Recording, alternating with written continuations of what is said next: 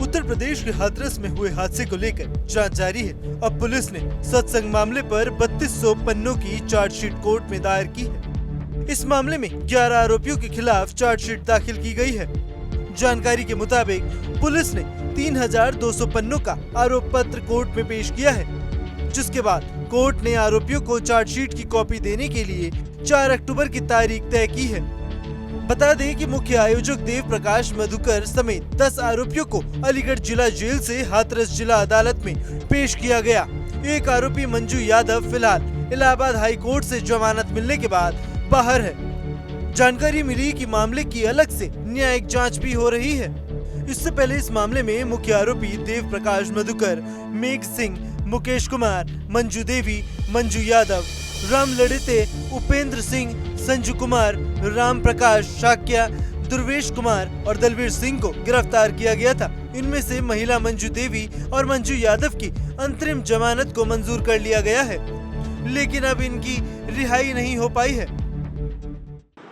2 जुलाई 2024 को जो हाथरस प्रकरण हुआ था, जिसमें नारायण साकार हरि जी के सत्य के साथ में जो एक साजिश षड्यंत्र के तहत दुर्घटना को अंजाम दिया गया था, उस मामले में जो 11 आरोपी थे, उन्हीं के खिलाफ चार्जशीट इन्वेस्टिगेशन के बाद फाइल हुई है, जो कि 3200 पेजों की चार्जशीट है, जिसमें जमा हो गई है।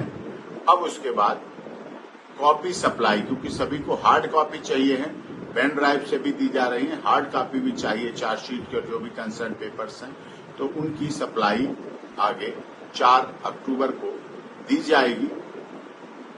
जो यूटीपी अलीगढ़ जेल से पेश हुए थे, उनको कॉपी सप्लाई की जाएगी और फिर उसके आगे प्रोसेस शुरू होगा। फिर उसके आगे केस प्रोसीडिंग शुरू होगी। कुछ लोगों की हाई कोर्ट में, ऑनरेबल हाई कोर्ट में बेल पेंडिंग है, वो अलग प्रोसेस है। यहाँ इन्वेस्टिगेशन कंप्लीट हो गई है। अब जो शिकायतकर्ता देव प्रकाश मधुकर की तरफ से दी गई थी, अब उस पर आगे इन्वेस्टिगेशन होकर आगे जांच हो और जो उसमें असली दोषी हैं उनके खिलाफ कार्रवाई हो, ये प्रोसेस शुरू होगा। क्योंकि एसआईटी की टीम में ये बात कही गई थी कि पहले ये सारा कुछ हो जाए, फिर यदि इस घटना में साजिश षड्यंत्र हुआ तो उस एंगल से भी जांच हो और उसके बाद उनके जो आरोपी हैं उनको भी गिरफ्तार किया जाए और उनके खिलाफ सारी जांच होगी। आपको बता दें कि हादसा 2 जुलाई को हुआ था। हाथरस के फुलवराई गांव में ये हादसा हुआ था। यहाँ खेत में नारायण साकार विश्व हरि के सत्संग का आयोजन किया गया था। सत्संग में 80,000 लोगों के आने की इजाजत थी, लेकिन करीब 2.5 लाख लोगों से ज्यादा इस सत्संग में शामिल हुए। आयोजन की व्यवस्था नारायण सरकार हरि के सेवादारों ने ही संभाल रखी थी। सत्संग के बाद जब भोले बाबा वहां से जाने लगे तो सैकड़ों भक्त उनकी चरणों की धूल लेने के लिए दौड़ लगा पड़े। इसी बीच भगदड़ मच गई। कई चश्मदीदों का कहना है कि जहां भगदड़ हुई, बारिश की वजह से वहां की मिट्टी फिसलन भरी थी, जिससे लोग एक के बाद एक दूसरे पर गिरते चले गए। हादसे में 121 लोगों की मौत हुई थी। कई चश्मदीदों ने दावा किया था कि जिस वक्त ये हादसा हुआ, बाबा के सेवादारों पर वहां के हालात को संभालने की जिम्मेदारी थी।